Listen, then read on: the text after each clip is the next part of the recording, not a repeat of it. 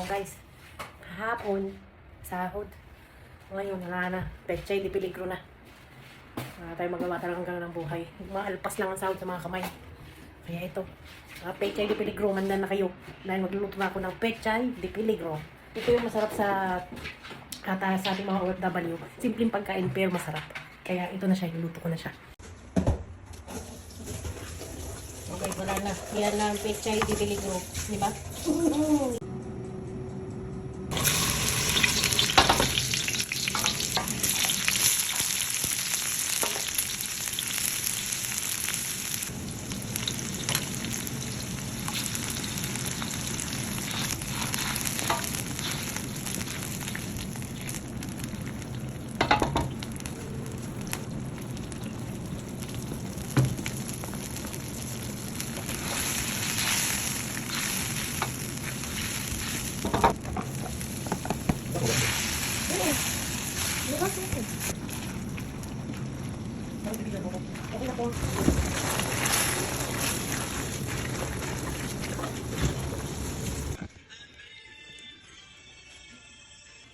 Para kang tramalos.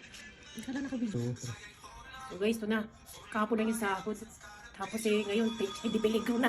Gawa na may dala na lahat sa Pilipinas. Kaya ayan, masarap tayo naman to guys. Ito ang paborito ng mga OFW, dalot at peligro na. Wala nang sasahurin. Wala nang sahod, after naman pa. Sardinas na may pechay. Panalo.